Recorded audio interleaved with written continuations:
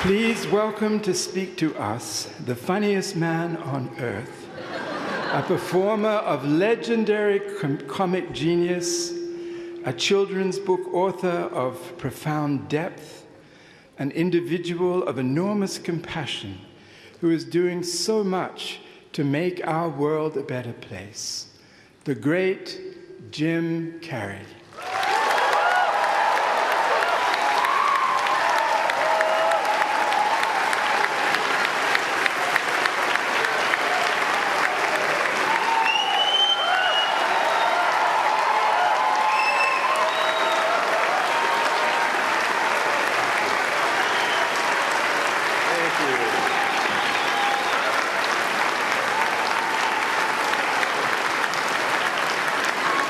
What are you sitting down for? I was going to milk that for a while. You guys can stretch that out in post, right? You can make that longer in the edit. Thank you, Bevin. Thank you all. Jai Guru Dev.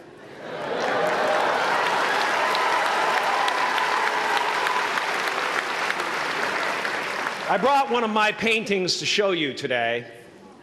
I hope you guys are going to be able to see it okay. It's not one of my bigger pieces, so you might want to move down front. Get a good look at it. Faculty, parents, friends, dignified guests, graduating class of 2014. And all the dead baseball players coming out of the corn to be with us today. After the harvest, there's no place for them to hide. Fields are empty. There's no cover there. I'm here to plant a seed today, a seed that will inspire you to move forward in life with enthusiastic hearts and a clear sense of wholeness. The question is, will that seed have a chance to take root? Or will I be sued by Monsanto and forced to use their seed?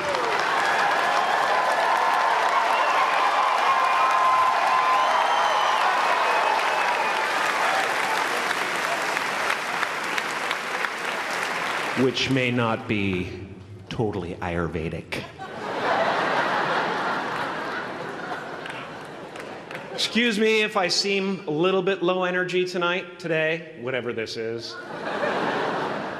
I slept with my head to the north last night. Oh man! Oh man! You know how that is, right, kids? Yeah. Woke up right in the middle of Pitta, couldn't get back to sleep till Vata rolled around. Crazy.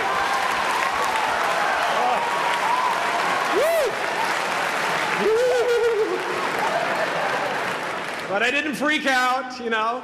I used that time to eat a large meal. Connect with someone special on Tinder. Because life doesn't happen to you, it happens for you. How do I know this? I don't, but I'm making sound, and that's the important thing. That's what I'm here to do. Sometimes I think that's the only thing that's important, really, you know?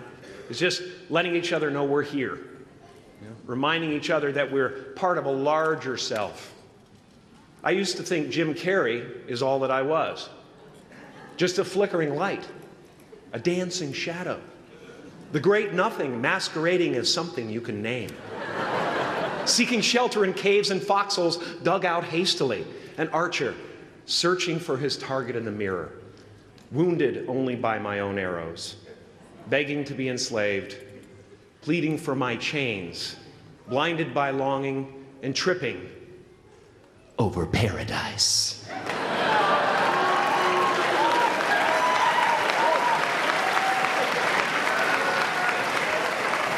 Can I get an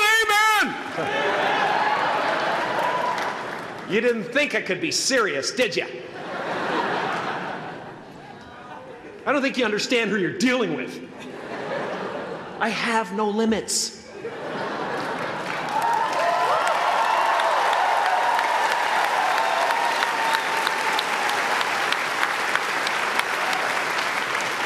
I cannot be contained because I'm the container. You can't contain the container, man. You can't contain the container. I used to believe that who I was ended at the edge of my skin, that I had been given this little vehicle called a body from which to experience creation. And though I couldn't have asked for a sportier model, it was, after all, a loaner and would have to be returned. Then I learned that everything outside the vehicle was part of me too. And now I drive a convertible.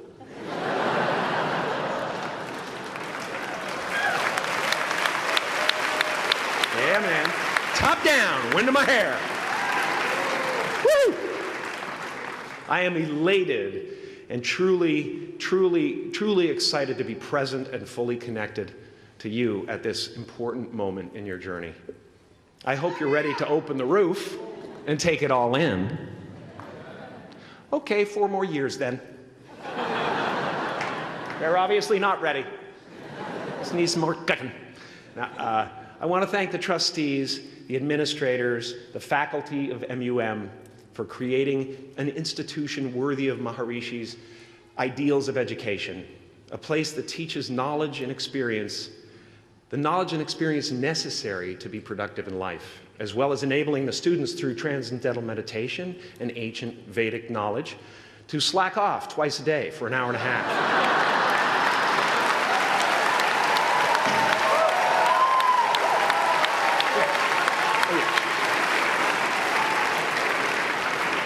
Don't think you're fooling me. But I guess it has some benefits. It does allow you to separate who you truly are and what's real from the stories that run through your head. You have given them the ability to walk behind the mind's elaborate set decoration and to see that there's a huge difference between a dog that is going to eat you in your mind and an actual dog that is going to eat you.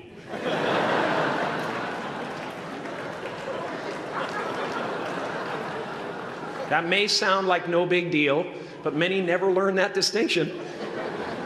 And they spend a great deal of their lives living in fight or flight response. I'd like to acknowledge all of you wonderful parents. Way to go. What a fantastic job you've done. For your tireless dedication, your love, your support, most of all, for the attention that you paid to your children. I have a saying, beware the unloved, because they will eventually hurt themselves or me.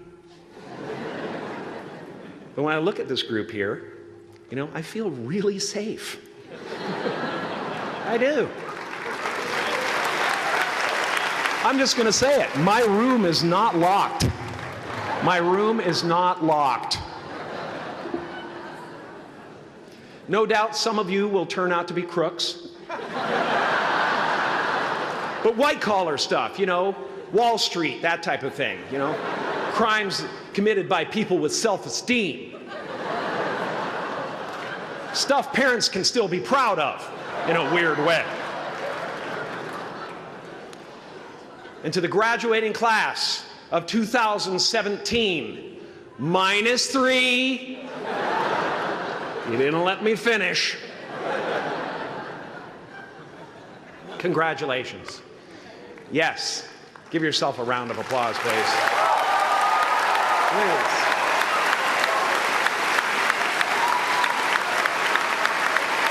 Yeah.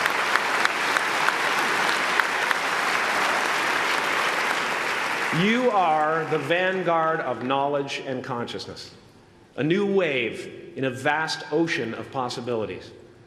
On the other side of that door, there's a world starving for new ideas, new leadership. I've been out there for 30 years. She's a wildcat.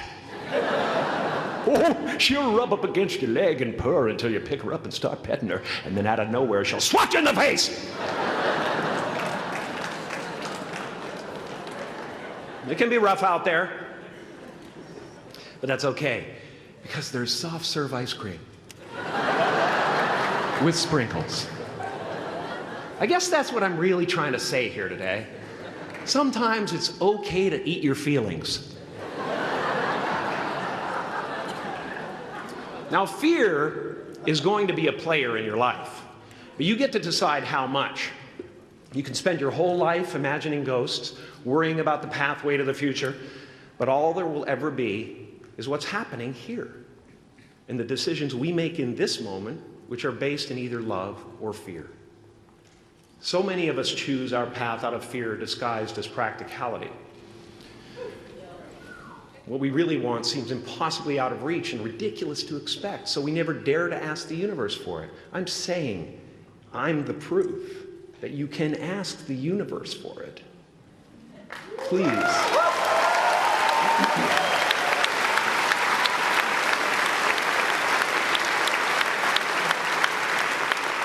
And if it doesn't happen for you right away, it's only because the universe is so busy fulfilling my order.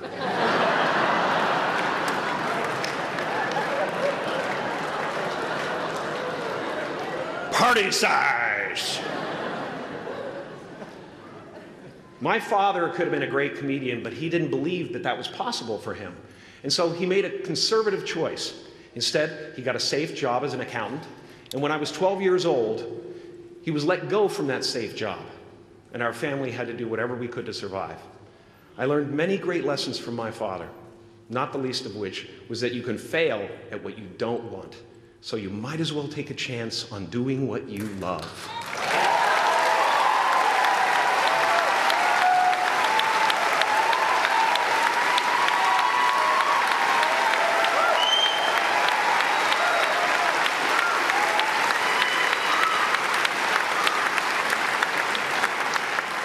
It's not the only thing he taught me, though. You know, I watched the effect of my father's love and humor and how it altered the world around me. And I thought, that's something to do. That's something worth my time. It wasn't long before I started acting up. You know, people would come over to the house and they'd be greeted by a 7-year-old throwing himself down a large flight of stairs.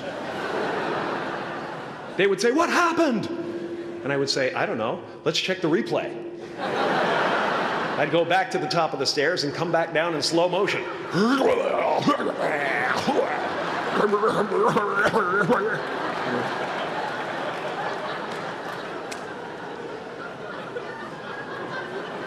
It was a very strange household. My father used to brag that I wasn't a ham, I was the whole pig. And he treated my talent as if it was his second chance.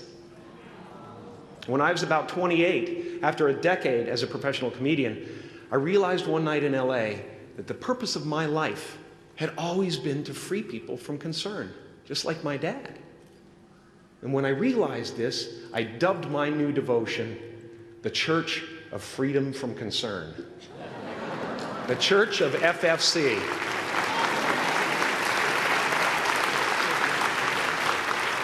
And I dedicated myself to that ministry.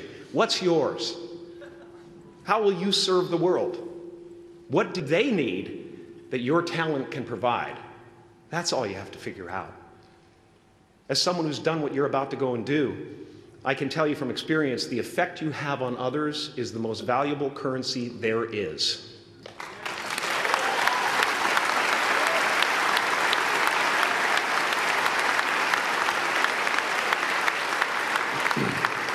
Because everything you gain in life will rot and fall apart, and all that will be left of you is what was in your heart. My choosing to free people, from concern got me to the top of a mountain. Look where I am. Look what I get to do. Everywhere I go. I'm going to get emotional because when I tap into this, it really is extraordinary to me.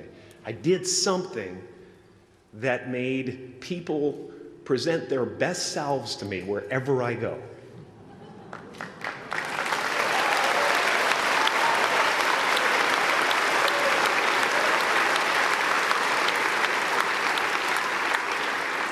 I am at the top of the mountain, and I was, and the only one I hadn't freed was myself, and that's when my search for identity deepened. I wondered who I'd be without my fame. Who would I be if I said things that people didn't want to hear? Or if I defied their expectations of me? What if I showed up to the party without my Mardi Gras mask and refused to flash my breasts for a handful of beads? I'll give you a moment to wipe that image out of your mind. But you guys are so ahead of the game. You already know who you are. And that peace that we're after lies somewhere beyond personality, beyond the perception of others, beyond invention and disguise, even beyond effort itself.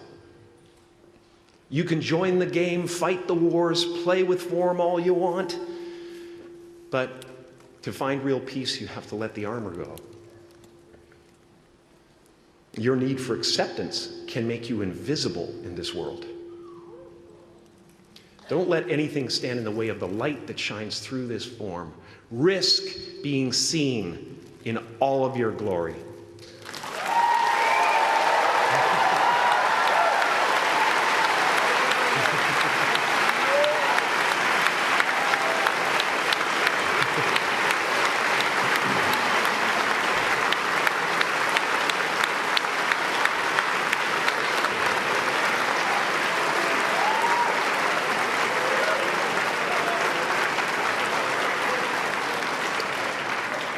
It's not big enough. This painting is big for a reason. It's called high visibility. It's about picking up the light and daring to be seen. Here's the tricky part. Everyone is attracted to the light. The party host up at the top, who thinks unconsciousness is bliss and is always offering to drink from the bottles that empty you. Misery below her. Despises the light, can't stand when you're doing well, wishes you nothing but the worst. The Queen of Diamonds, under him, needs a king to build her house of cards. And the hollow one down bottom there will cling to your leg and say, please don't leave me behind, for I have abandoned myself. Even those who are closest to you and most in love with you, the people you love most in the world, will find clarity confronting at times.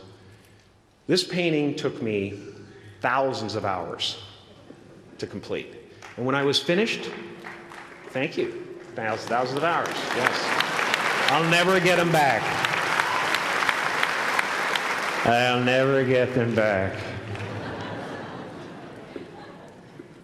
I worked on this for so long. I was weeks and weeks like a madman alone on a scaffolding. And when I was finished, one of my friends said, this would be a cool blacklight painting. So I started over.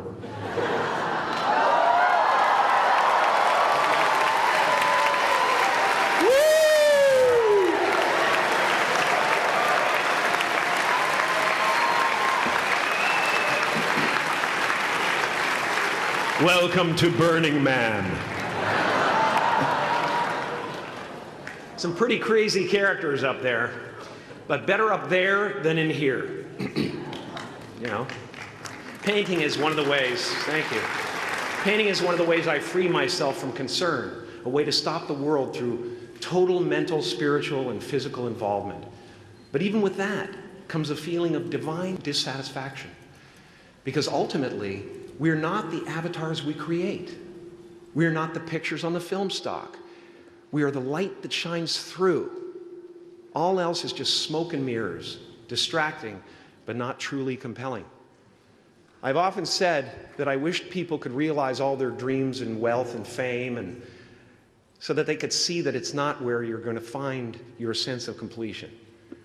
Like many of you, I was concerned about going out into the world and doing something bigger than myself, until someone smarter than myself made me realize that there is nothing bigger than myself.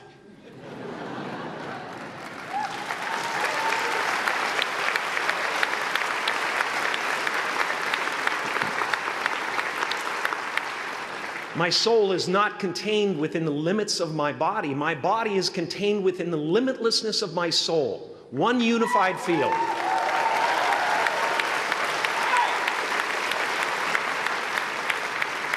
One unified field of nothing, dancing for no particular reason, except maybe to comfort and entertain itself.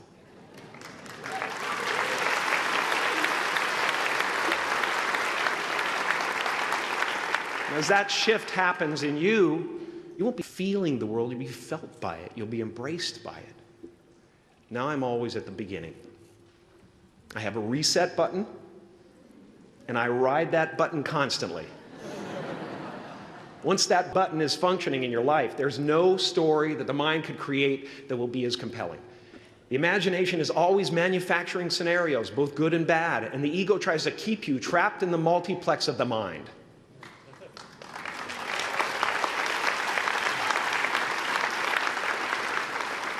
Our eyes are not viewers, they're also projectors that are running a second story over the picture that we see in front of us all the time. Fear is writing that script, and the working title is, I'll Never Be Enough.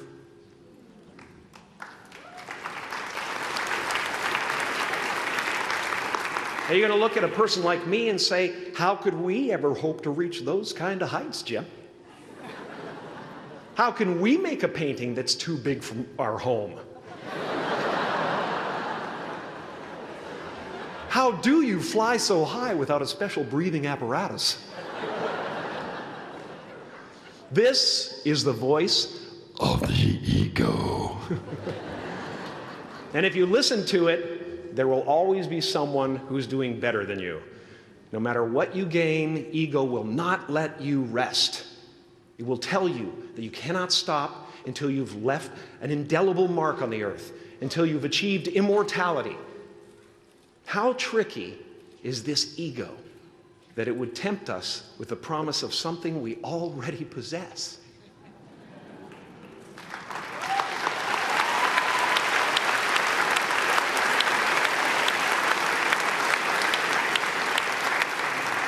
So, I just want you to relax. You know, that's my job. Relax and dream up a good life. I had a substitute teacher from Ireland in the 2nd grade that told my class during morning prayer that when she wants something, anything at all, she prays for it and promises something in return, and she always gets what she wants. Well, I'm sitting at the back of the classroom, you know, thinking, wow, my family can't afford a bike, you know. So I went home and I prayed for one. And I promised I would recite the rosary every night in exchange. Broke that promise.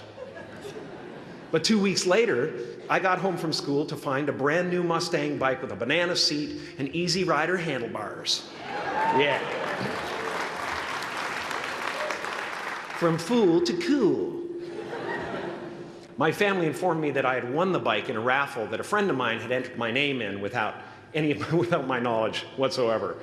So that type of thing has been happening to me ever since. And as far as I can tell, it's just about letting the universe know what you want and working toward it while letting go of how it comes to pass.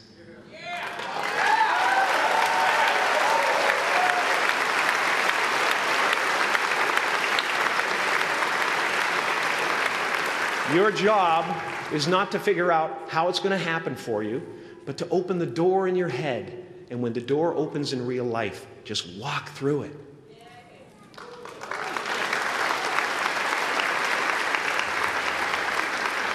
And don't worry if you miss your cue, because there's always doors opening. They keep opening. And when I say life doesn't happen to you, it happens for you, I really don't know if that's true. I'm just making a conscious choice to perceive challenges as something beneficial so that I can deal with them in the most productive way. You'll come up with your own style. That's part of the fun. Oh, and why not take a chance on faith as well?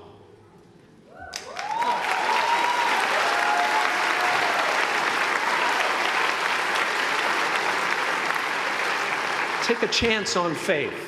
Not religion, but faith. Not hope, but faith. I don't believe in hope. Hope is a beggar. Hope walks through the fire, and faith leaps over it.